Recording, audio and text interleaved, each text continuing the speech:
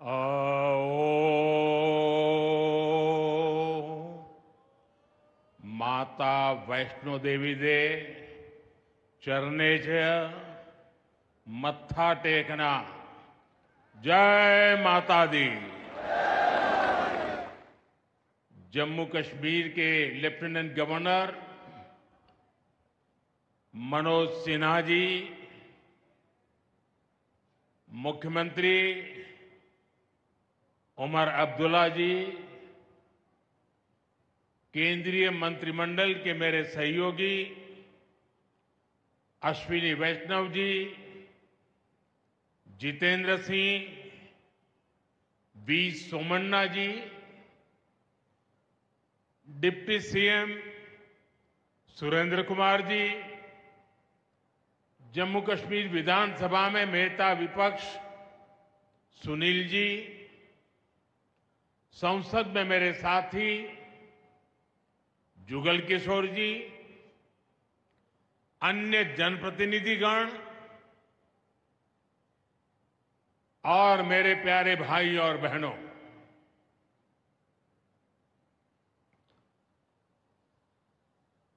वीर जोरावर सिंह जी की ये भूमि है। मैं इस धरती को प्रणाम करता हूं।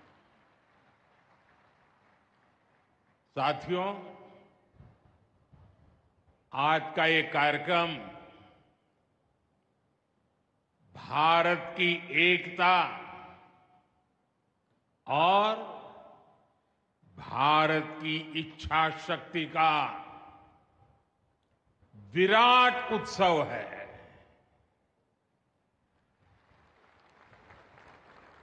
माता वैष्णो देवी के आशीर्वाद से आज वादी कश्मीर भारत के रेल नेटवर्क से जुड़ गई है। मां भारती का वर्णन करते हुए हम श्रद्धा भाव से कहते आए हैं, कश्मीर से कन्याकुमारी। ये अब रेलवे नेटवर्क के लिए भी हकीकत बन गया है। उधमपुर, श्रीनगर, बारामूला, ये रेल लाइन प्रोजेक्ट ये सिर्फ नाम नहीं है,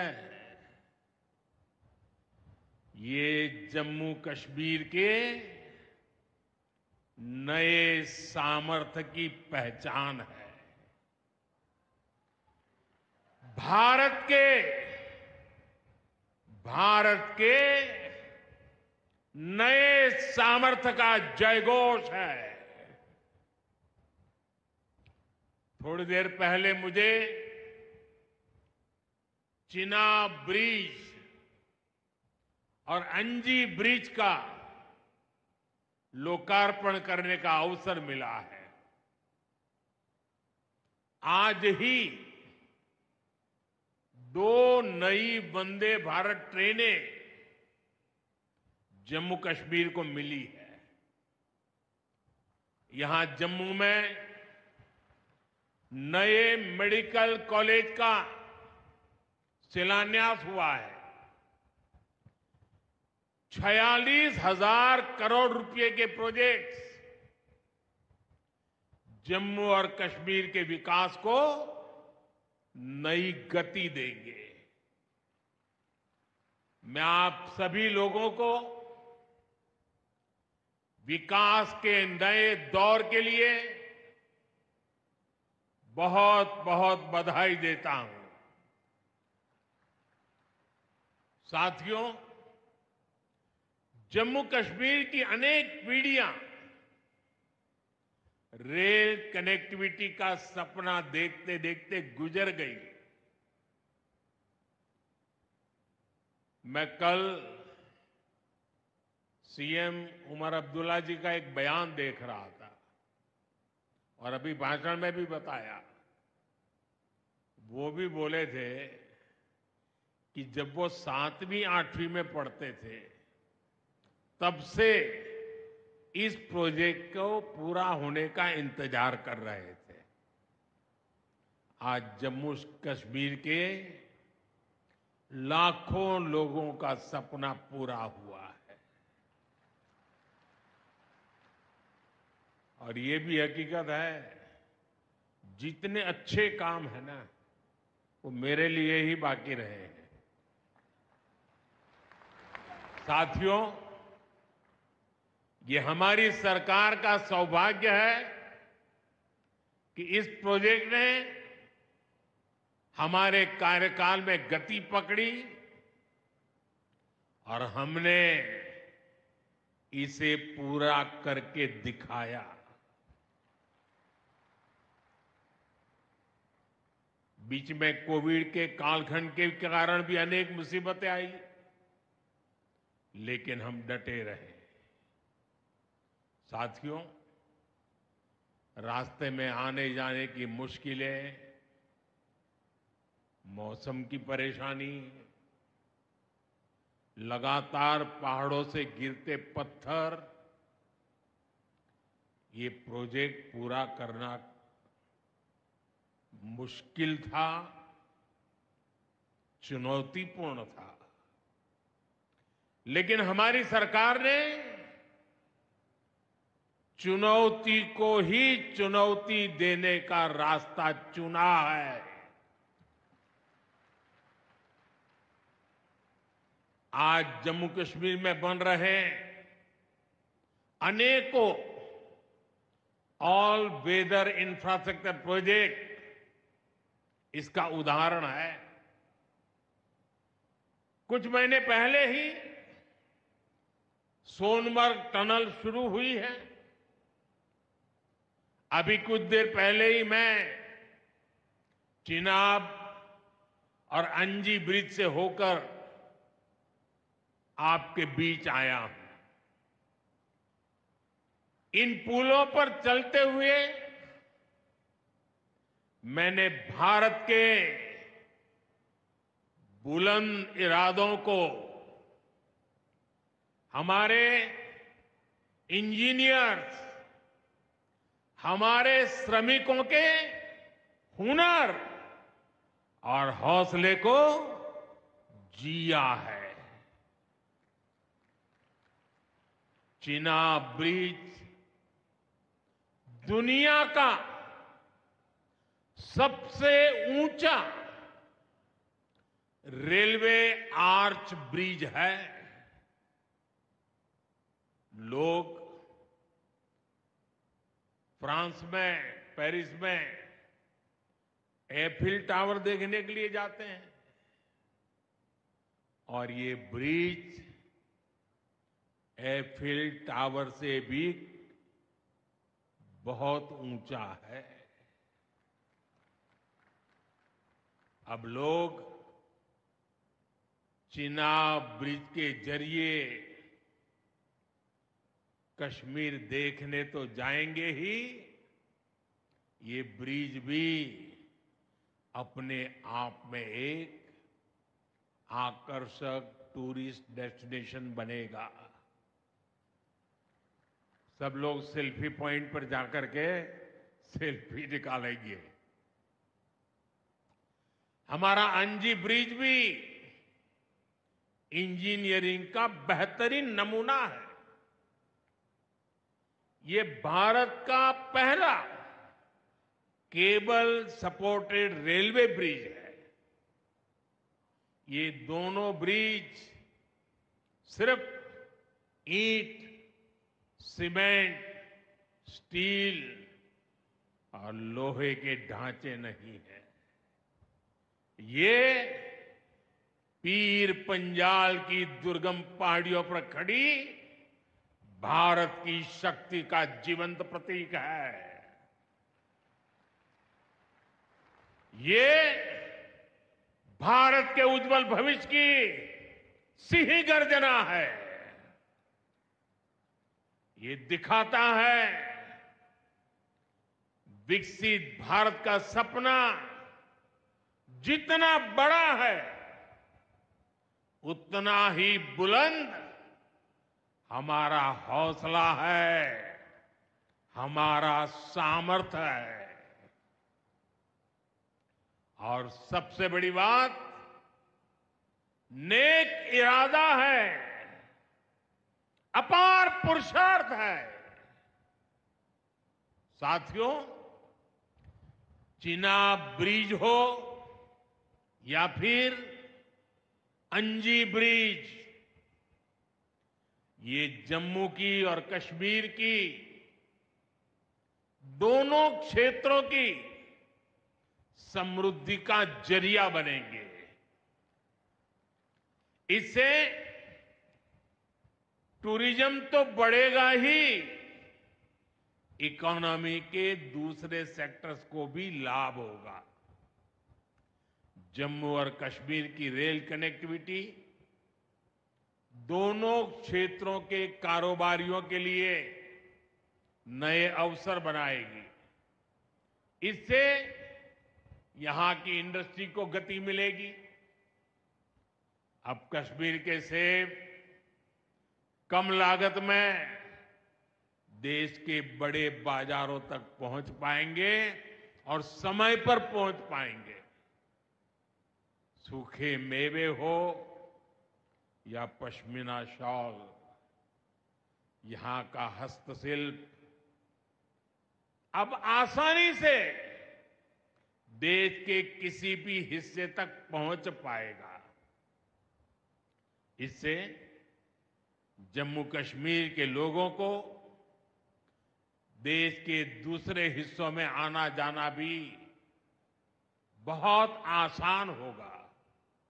साथियों, मैं यहां संगलदान के एक स्टूडेंट का अखबार में कमेंट पढ़ रहा था। उस स्टूडेंट ने कहा कि उसके गांव के उन्हीं लोगों ने अब तक ट्रेन नहीं देखी थी जो गांव से बाहर गए थे। गांव के ज्यादातर लोगों ने ट्रेन का सिर्फ वीडियो ही देखा था। उन्हें अब तक यकीन ही नहीं हो रहा कि असली ट्रेन उनकी आंखों के सामने गुजरेगी। मैंने ये भी पढ़ा कि बहुत से लोग ट्रेनों के आने जाने का टाइम याद कर रहे हैं। एक और बिटिया ने बड़ी अच्छी बात कही। उस बिटिया ने कहा, अब मौसम तय नहीं करेगा कि रास्ते खुलेंगे या बंद रहेंगे। अब ये नई ट्रेन सेवा हर मौसम में लोगों की मदद करती रहेगी। साथियों, जम्मू कश्मीर मां भारती का मुकुट है। ये मुकुट एक से बढ़कर एक खूबसूरत रत्नों से जड़ा हुआ है। ये अलग अलग रत्न जम्मू कश्मीर का सामर्थ्य है। यहां की पुरातन संस्कृति, यहां के संस्कार, यहां की आध्यात्मिक चेतना, प्रकृति का सौंदर्य, यहां की जड़ी बूटियों का संसार, फलों और फूलों का विस्तार, यहां के युवाओं में, आप लोगों में जो टैलेंट है वो मुकुट मणि की तरह चमकता है। साथियों, आप भली भांति जानते हैं, मैं दशकों से जम्मू और कश्मीर आता जाता रहा। इंटीरियर इलाकों में मुझे जाने का, रहने का अवसर मिला है। मैंने इस सामर्थ्य को लगातार देखा है, महसूस किया है, और इसलिए मैं पूरे समर्पण भाव के साथ जम्मू कश्मीर के विकास में जुटा हूं। साथियों, जम्मू कश्मीर भारत की शिक्षा और संस्कृति का गौरव रहा है। आज भारत दुनिया के बड़े नॉलेज हब में से एक हमारा जम्मू कश्मीर बन रहा है, तो इसमें जम्मू कश्मीर की भागीदारी भी भविष्य में भी बढ़ने वाली है। यहां आईआईटी, आईआईएम, एम्स और नीट जैसे संस्थान है। जम्मू और श्रीनगर में सेंट्रल यूनिवर्सिटीज हैं। जम्मू और कश्मीर में रिसर्च इकोसिस्टम का भी विस्तार हो रहा है। साथियों, यहां पढ़ाई के साथ साथ दवाई के लिए भी अभूतपूर्व काम हो रहा है। बीते कुछ सालों में ही 2 स्टेट लेवल के कैंसर संस्थान बने हैं। पिछले 5 वर्षों में यहां 7 नए मेडिकल कॉलेज शुरू किए गए हैं। आप भी जानते हैं, जब मेडिकल कॉलेज खुलता है तो उससे मरीजों के साथ ही उस क्षेत्र के युवाओं को भी सबसे ज्यादा फायदा मिलता है। जम्मू कश्मीर में अब एमबीबीएस की सीटों की संख्या 500 से बढ़कर 1300 तक पहुंच गई है। मुझे खुशी है कि अब रियासी जिले को भी नया मेडिकल कॉलेज मिलने जा रहा है। Shri Mata Vaishno Devi institute of medical excellence, ये आधुनिक अस्पताल तो है, ये दान पुण्य करने की हमारी जो संस्कृति है उसका भी उदाहरण है। इस मेडिकल कॉलेज को बनाने में जो राशि लगी है उसके लिए भारत के कोने कोने से माता वैष्णो देवी के चरणों में आने वाले लोगों ने दान दिया हुआ है। मैं श्री माता वैष्णो देवी श्राइन बोर्ड को, उनके अध्यक्ष मनोज जी को इस पवित्र कार्य के लिए बहुत बहुत शुभकामनाएं देता हूं। इस अस्पताल की क्षमता भी 300 बेड से बढ़कर 500 बेड की जा रही है। कटरा में माता वैष्णो देवी के दर्शन करने आने वाले लोगों को भी इससे बहुत सहूलियत रहने वाली है। साथियों, केंद्र में भाजपा एनडीए की सरकार को अब 11 साल हो रहे हैं। ये 11 साल गरीब कल्याण के नाम समर्पित रहे हैं। प्रधानमंत्री आवास योजना से 4 करोड़ गरीबों का पक्के घर का सपना पूरा हुआ है। उज्ज्वला योजना से 10 करोड़ रसोइयों, उसमें धुएं का अंत हुआ है। हमारी बहनों को, बेटियों को उनकी सेहत की रक्षा हुई है। आयुष्मान भारत योजना से 50 करोड़ गरीबों को 5 लाख रुपए तक का मुफ्त इलाज मिला है। प्रधानमंत्री गरीब कल्याण अन्न योजना से हर थाली में भरपेट अनाज सुनिश्चित हुआ है। जनधन योजना से पहली बार 50 करोड़ से ज्यादा गरीबों के लिए बैंक का दरवाजा खुला है।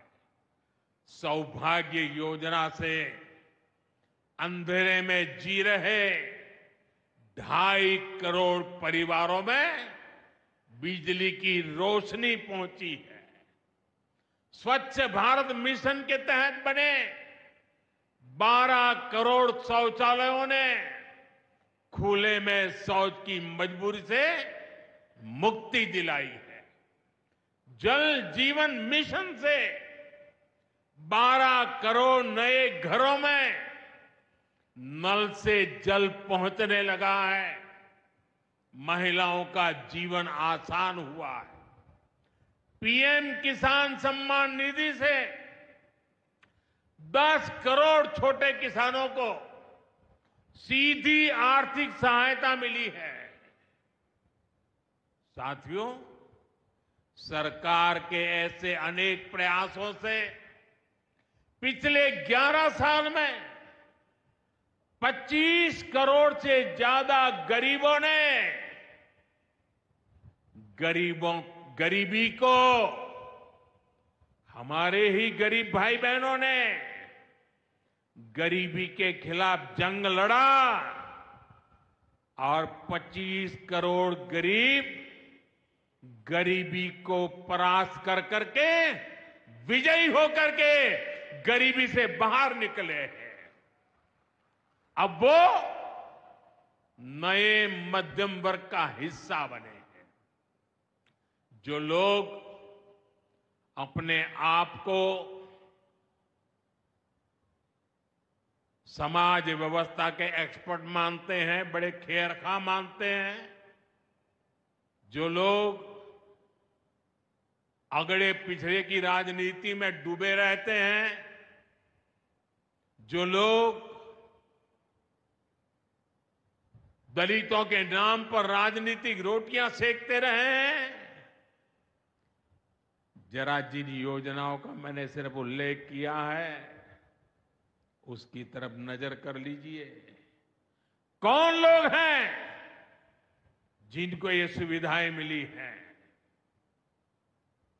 वो कौन लोग हैं जो आजादी के 7 दशक तक इन प्राथमिक सुविधाओं से वंचित रहे थे?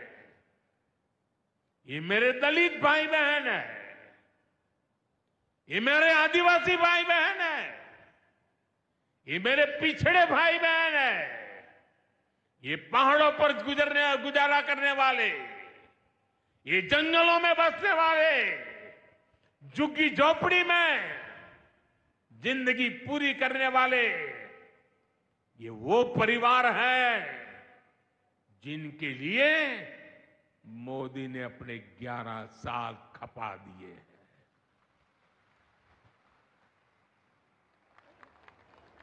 केंद्र सरकार का प्रयास है कि गरीबों को,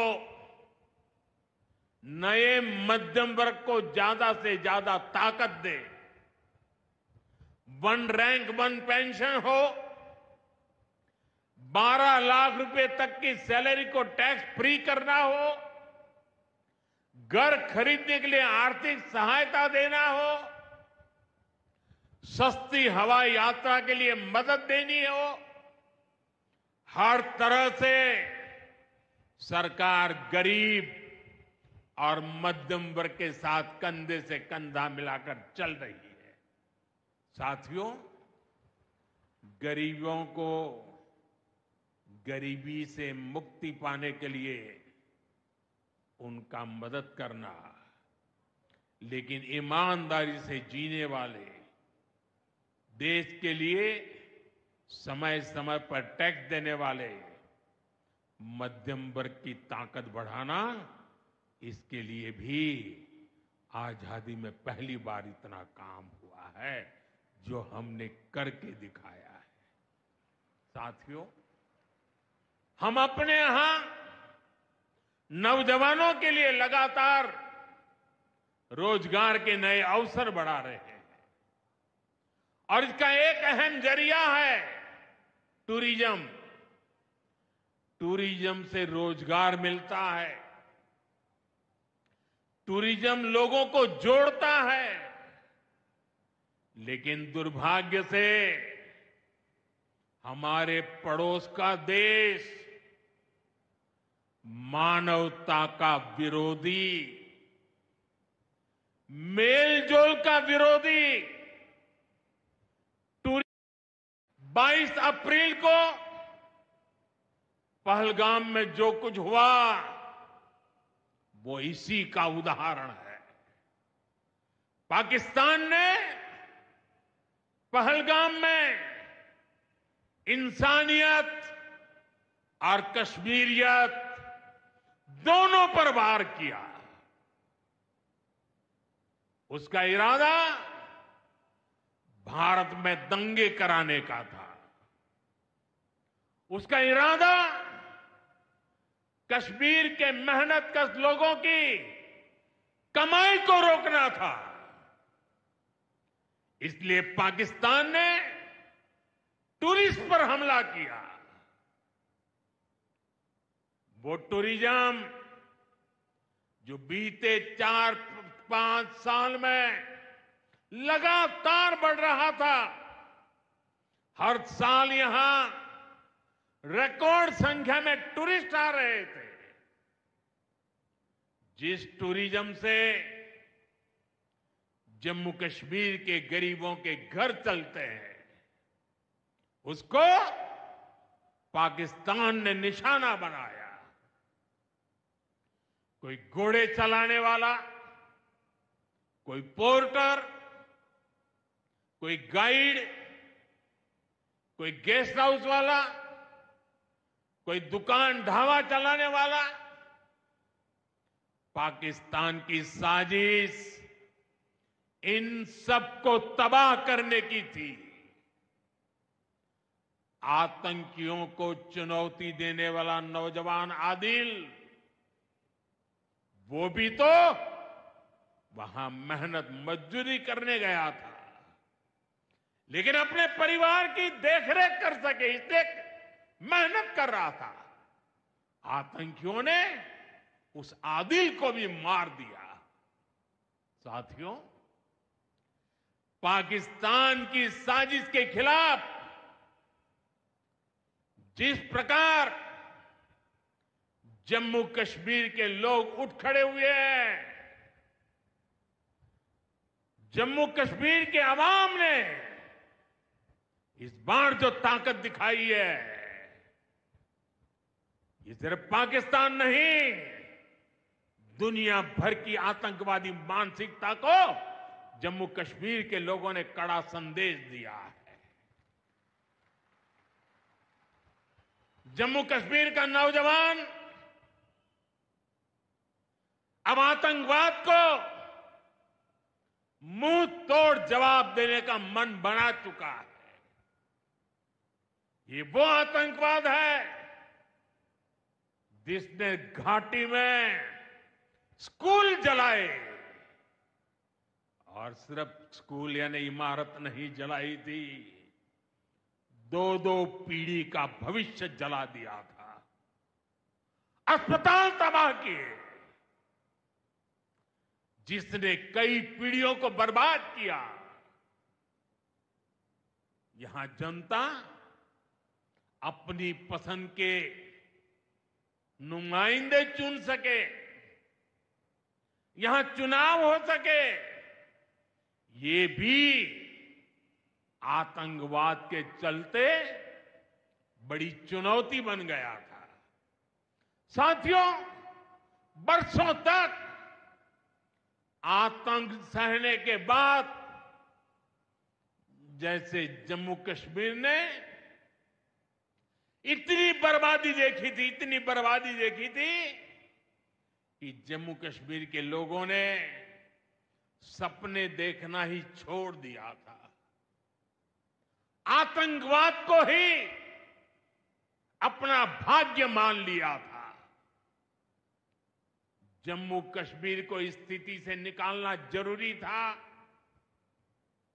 और हमने ये करके दिखाया है। आज जम्मू कश्मीर का नौजवान नए सपने भी देख रहा है और उन्हें पूरे भी कर रहा है। अब कश्मीर का नौजवान बाजारों को, शॉपिंग मॉल्स को, सिनेमा हॉल को गुलजार देख करके खुश है। यहां के लोग जम्मू कश्मीर को फिर से फिल्मों की शूटिंग का प्रमुख केंद्र बनते देखना चाहते हैं। इस क्षेत्र को स्पोर्ट्स का हब बनते देखना चाहते हैं। यही भाव हमने अभी माता खीर भवानी के मेले में भी देखा है। जिस तरह हजारों लोग माता के दर पर पहुंचे, वो नए जम्मू कश्मीर की तस्वीर दिखाता है। अब 3 तारीख से अमरनाथ यात्रा भी शुरू होने वाली है। ईद की उमंग भी हम चारों तरफ देख रहे हैं। विकास का जो वातावरण जम्मू कश्मीर में बना था, वो पहलगाम के हमले से डिगने वाला नहीं है। जम्मू कश्मीर के आप सभी लोगों को और आप सबसे नरेंद्र मोदी का वायदा है। मैं यहां विकास को रुकने नहीं दूंगा।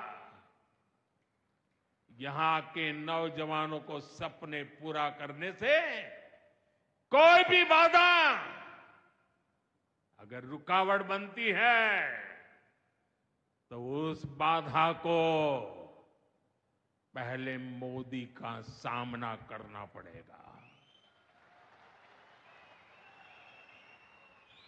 साथियों, आज 6 जून है। याद कीजिए, 1 महीने पहले, ठीक 1 महीने पहले 6 मई की वो रात पाकिस्तान के आतंकियों पर कयामत बरसी थी।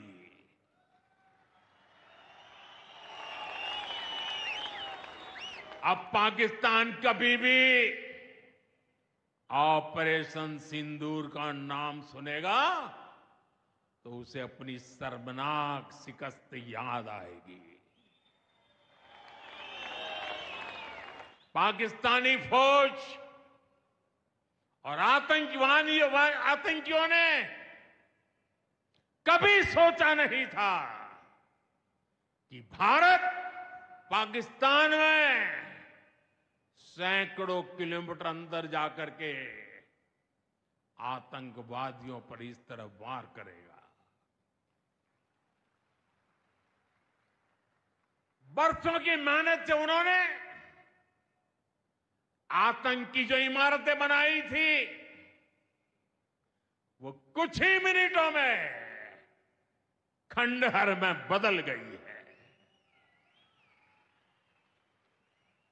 और ये देख पाकिस्तान बुरी तरह बौखला गया था और उसने अपना गुस्सा जम्मू के, पूंछ के दूसरे जिलों के लोगों के पर भी निकाला।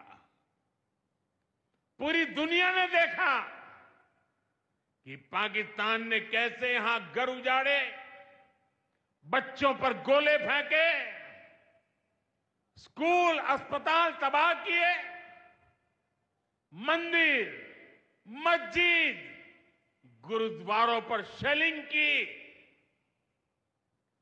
आपने जिस तरह पाकिस्तान के हमलों का मुकाबला किया, वो हर देशवासी ने देखा है। इसलिए अपने परिवारजनों ने उनके साथ हर देशवासी पूरी शक्ति से खड़ा है। साथियों, जिन लोगों की क्रॉस बॉर्डर फायरिंग में मृत्यु हुई है, उनके परिवार के सदस्य को कुछ दिन पहले ही नियुक्ति पत्र सौंपे गए हैं। शेलिंग से प्रभावित 2000 से ज्यादा परिवारों की तकलीफ भी हमारी अपनी तकलीफ है। इन परिवारों को शेलिंग के बाद अपने घर की मरम्मत के लिए आर्थिक मदद दी गई थी। अब केंद्र सरकार ने ये तय किया है कि इस मदद को और बढ़ाया जाए। आज के इस कार्यक्रम में मैं इसकी भी जानकारी आपको देना चाहता हूं। साथियों, जिन घरों में बहुत ज्यादा नुकसान हुआ है उन्हें अब 2 लाख रुपए और जो घर आंशिक रूप से क्षतिग्रस्त हुए उन्हें 1 लाख रुपए की सहायता अलग से दी जाएगी, अतिरिक्त दी जाएगी। यानी अब उन्हें पहली बार की मदद के बाद ये एक्स्ट्रा धनराशि मिलेगी। साथियों, हमारी सरकार बॉर्डर किनारे बसे लोगों को देश का प्रथम प्रहरी मानती है। बीते दशक में सरकार ने बॉर्डर के जिलों में विकास और सुरक्षा के लिए अभूतपूर्व काम किया है। इस दौरान करीब 10,000 नए बंकर्स बनाए गए हैं। इन बंकरों ने ऑपरेशन सिंदूर के बाद बने हालात में लोगों का जीवन बचाने में बड़ी मदद की है। मुझे बताते हुए खुशी है कि जम्मू और कश्मीर डिवीजन के लिए 2 बॉर्डर बटालियन बनाई गई है। 2 वुमेन बटालियन बनाने का भी काम पूरा कर लिया गया है। साथियों, हमारा जो इंटरनेशनल बॉर्डर है उसके पास जो बहुत दुर्गम इलाके हैं वहां भी सैकड़ों करोड़ रुपया खर्च करके नया इंफ्रा बनाया जा रहा है। कठुआ से जम्मू हाईवे को 6 लेन का एक्सप्रेसवे बनाया जा रहा है। अखनूर से पुंछ हाईवे का भी चौड़ीकरण किया जा रहा है। वाइब्रेंट विलेज प्रोग्राम के तहत भी बॉर्डर के गांवों में विकास के काम को और गति दी जा रही है। जम्मू कश्मीर के 400 ऐसे गांव जहां ऑल वेदर कनेक्टिविटी नहीं थी, उन्हें 1800 किलोमीटर की नई सड़कें बिछाकर जोड़ा जा रहा है। इस पर भी सरकार 4,200 करोड़ रुपए से ज्यादा खर्च करने जा रही है। साथियों, आज मैं जम्मू कश्मीर के आप लोगों से, खासकर यहां के नौजवानों से एक विशेष आग्रह भी करने आया हूं और जम्मू कश्मीर की धरती से मैं देश को भी आग्रह करना चाहता हूं। आपने देखा है कि कैसे ऑपरेशन सिंदूर ने आत्मनिर्भर भारत की ताकत दिखाई है। आज दुनिया भारत के डिफेंस इकोसिस्टम की चर्चा कर रही है और इसके पीछे एक ही कारण है, हमारी सेनाओं का मेक इन इंडिया पर भरोसा। सेनाओं ने जो कर दिखाया, अब वही हर भारतवासी को दोहराना है। इस साल के बजट में हमने मिशन मैन्युफैक्चरिंग की घोषणा की है। इस मिशन के तहत सरकार मैन्युफैक्चरिंग को नई उड़ान देने का काम कर रही है। मैं जम्मू कश्मीर के युवाओं से कहूंगा, आइए इस मिशन का हिस्सा बनिए। देश को आपकी आधुनिक सोच चाहिए, देश को आपके इनोवेशन की जरूरत है। आपके आइडिया, आपकी स्किल भारत की सुरक्षा को, भारत की अर्थव्यवस्था को नई ऊंचाई देंगे। पिछले 10 वर्षों में भारत एक बड़ा डिफेंस एक्सपोर्टर बना है। अब हमारा लक्ष्य है दुनिया के टॉप डिफेंस एक्सपोर्टर्स में भारत का नाम भी शामिल हो। इस लक्ष्य की ओर हम जितना तेजी से बढ़ेंगे उतनी ही तेजी से भारत में रोजगार के लाखों नए अवसर पैदा होंगे। साथियों, हमें एक और संकल्प लेना है। जो सामान भारत में बना हो,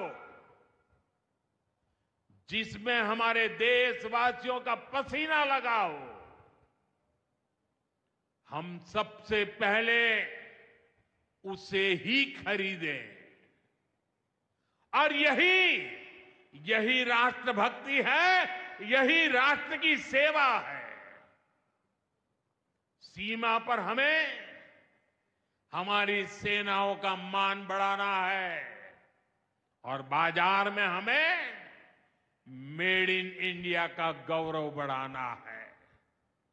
साथियों, एक सुनहरा और उज्जवल भविष्य जम्मू कश्मीर का इंतजार कर रहा है। केंद्र सरकार और यहां की सरकार मिलकर विकास के कार्यों में जुटे हैं, एक दूसरे को सहयोग कर रहे हैं। शांति और खुशहाली के जिस रास्ते पर हम आगे बढ़ रहे हैं, हमें उसे लगातार मजबूत करना है। मां वैष्णो देवी के आशीर्वाद से विकसित भारत, विकसित जम्मू कश्मीर का यह संकल्प सिद्धि तक पहुंचे, इसी कामना के साथ आप सभी को फिर से ये ढेर सारे विकास के प्रोजेक्ट के लिए और एक से बढ़कर एक शानदार प्रोजेक्ट के लिए मैं बहुत बहुत बधाई देता हूं। दोनों मुट्ठी बंद करके पूरी ताकत से मेरे साथ बोलिए, भारत माता की। आवाज हिंदुस्तान के हर कोने में गूंजनी चाहिए। भारत माता की, भारत माता की, भारत माता की, भारत माता की। बहुत बहुत धन्यवाद। Vice YouTube channel and push the bell icon for latest updates.